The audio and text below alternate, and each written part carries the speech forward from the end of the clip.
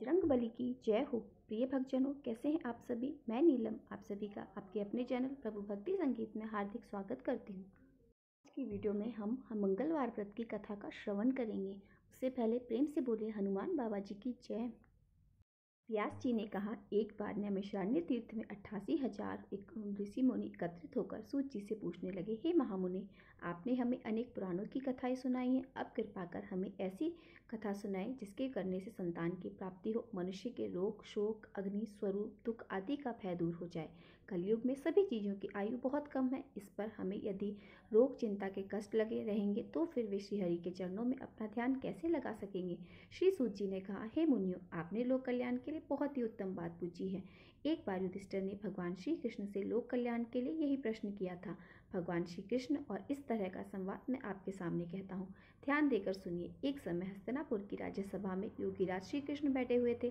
तब युधिष्ठिर ने भगवान श्री कृष्ण से कहा, प्रभुनंदन नंदन गोविंद जी, आपने मुझे अनेक कथाएं सुनाई हैं, आज कृपा कर ऐसी कोई व्रत कथा सुनाए जिसके करने से मनुष्य रोग चिंता भय से मुक्त हो जाए तथा उसे पुत्र की प्राप्ति हो। प्रभु, बिना पुत्र मनुष्य का जीवन व्यर्थ है, वह नरकगामी होता है। पुत्र के बिना मनुष्य पितृऋण से छुटकारा नहीं पा सकता और ना ही पुण्य नामक नरक से उद्धार पा सकता है। अतः पुत्रदायक कोई व्रत बतलाएं। भगवान श्री कृष्ण ने कहा, हे राजन, मैं एक प्राचीन इतिहास सुनाता हूँ, आप उसे ध्यानपूर्वक सुनो। कुंडलपुर नामक एक नगर में नंदा नामक एक महान बुद्धिमान ब्राह्मण रहता था। उसका गुजारा जैसे तैसे चल जाता था, परंतु वह बहुत दुखी था क्योंकि उसके कोई संतान नहीं थी। उसकी पत्नी सुनंदा पतिव्रता थी, वह भक्ति पूर्वक श्री हनुमान जी की आराधना करती थी। मंगलवार के दिन व्रत करके अंत में भोजन बना के हनुमान जी को भोग लगाती और स्वयं पूजन करती। एक मंगलवार को गृह कार्य की अधिकता के कारण हनुमान जी को भोग नहीं लगा सकी। इस पर उसे बहुत दुख हुआ था। उसे स्वयं भोजन नहीं किया, प्रण किया कि अगले मंगलवार को हनुमान जी को वह भोग लगाएगी, तब उसके बाद ही अन्न जल ग्रहण करेगी।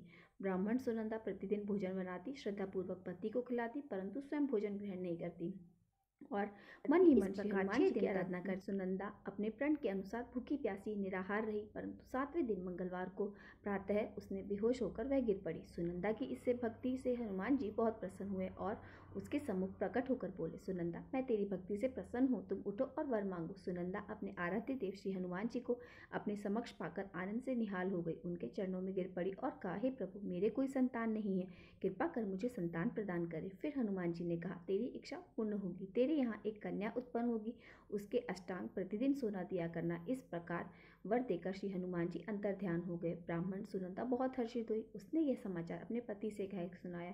ब्राह्मण देव कन्या का वरदान सुनकर दुखी हुए, परंतु सोना मिलने की बात सुनी तो बहुत प्रसन्न हुए। विचार किया कि ऐसी कन्या के साथ मेरी निर्धनता भी समाप्त हो जाएगी। श्री हनुमान जी की कृपा सुबह ब्राह्मणी गर्भवती हुई और 10वें महीने में उसने एक सुंदर कन्या को जन्म दिया। वह कन्या अपने पिता के घर में ठीक उसी तरह बढ़ने लगी जिस प्रकार शुक्ल पक्ष का चंद्रमा बढ़ता है।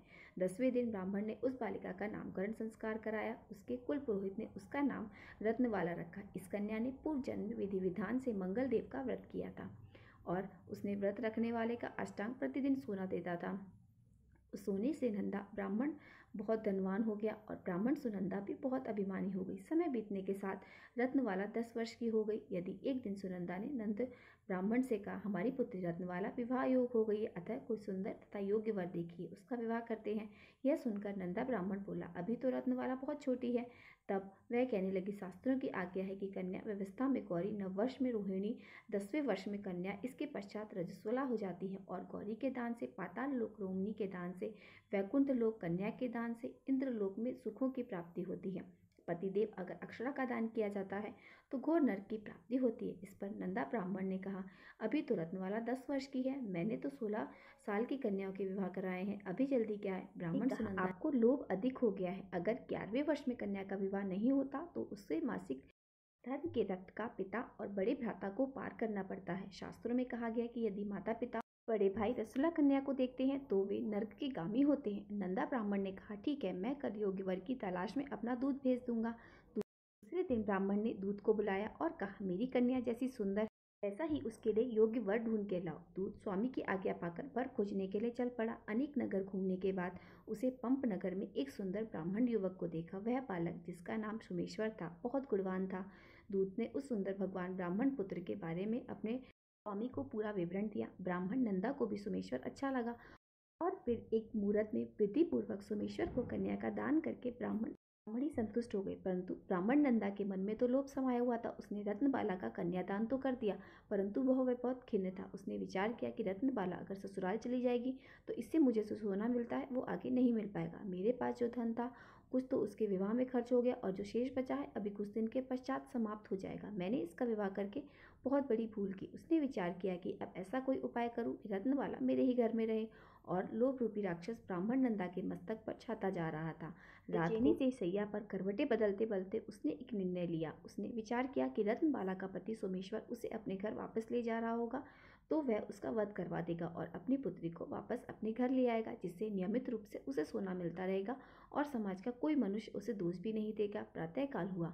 नंदा ब्राह्मण उसकी पत्नी सुनंदा ने जमाता तथा पुत्री को बहुत सारा धन देकर विदा किया। सोमेश्वर अपनी पत्नी रत्नबाला को लेकर अपने नगर की तरफ चल दिया। ब्राह्मण नंदा देव के वशीभूत होकर पाप पुण्य का विचार भी भूल चुका था। अपने भयानक व करुण निर्णय को कार्य रूप देने के लिए उसने अपने दूत को मार्ग में अपने जवाई को मारने के लिए पहले ही भेज दिया था। दूत मार्ग में ही छिप कर बैठ गया, और जैसे ही सोमेश्वर उसके छुपे हुए स्थान पर पहुंचा, ब्राह्मण दूत ने अपने स्वामी का आज्ञा का पालन करते हुए सोमेश्वर का वध कर दिया। इसके पश्चात उसने यह समाचार ब्राह्मण तक भी पहुंचा दिया। अपने जमाता के वध का समाचार प्राप्त कर नंदा ब्राह्मण उस स्थल पर पहुंचा और रुदन करती अपनी पुत्री से बोला, पुत्री, मार्ग में लुटेरों ने तेरे पति का वध कर दिया है। भगवान की इच्छा के आगे किसी का कोई वश नहीं चलता। अब तुम घर चलो, वहीं रहकर शेष जीवन व्यतीत करना। जो भाग्य में लिखा है वही होता है।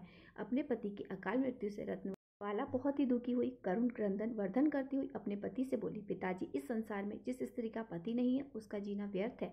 मैं अपने पति के साथ ही अपने शरीर को जला दूंगी और सती होकर अपने इस जन्म को माता पिता के नाम को, सास ससुर के यश को सार्थक करूंगी। ब्राह्मण बंधु अपनी पुत्री के वचनों को सुनकर अवाक रह गया कि यह विचार करने लगा, मैंने जमाता का वध का पाप अपने सर ले लिया। रत्नबाला अपने पति के साथ अपने प्राण तक देने को तैयार है। मेरा तो दोनों तरफ से ही मरण हो गया। धन तो अब मिलेगा नहीं। जमाई भी वध के पाप के फल स्वरूप मेरे ही मत्थे पड़ गया। यह सब सोचकर वह बहुत दुखी हुआ। सोमेश्वर की चिता रचाई गई। रत्नबाला सती होने के इच्छा से अपने पति का सर अपनी गोद में रखकर चिता में बैठ गई। जैसे ही सोमेश्वर की चिता में आग लगाई, वैसे ही प्रसन्न होकर मंगलदेव वहां पर प्रकट हुए और बोले, हे रत्नबाला, मैं तेरी भक्ति से बहुत प्रसन्न हूँ, तो वर मांगो। रत्नबाला ने पति का जीवन दान मांगा। मंगलदेव बोले, रत्नबाला, तेरा पति अजर अमर है, वह बड़ा विद्वान भी होगा। इसके अतिरिक्त तेरी जो इच्छा हो वह वर मांग ले।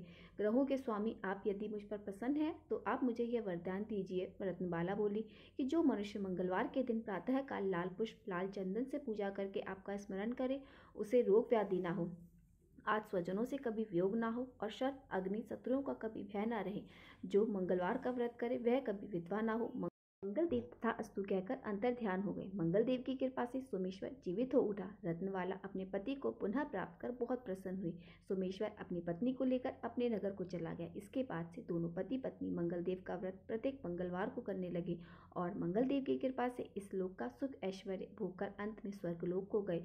तो प्रेम से बोलिए हनुमान जी की जय हो। ये कथा यहीं पर समाप्त होती है। आप सबको आज की कथा कैसी लगी कमेंट करके जरूर बताएं। वीडियो अगर पसंद आई हो तो वीडियो को लाइक और मेरे साथ जुड़े रहने के लिए चैनल को सब्सक्राइब अवश्य कर लीजिए। मिलते हैं आपसे अगली वीडियो। बजरंगबली की जय हो।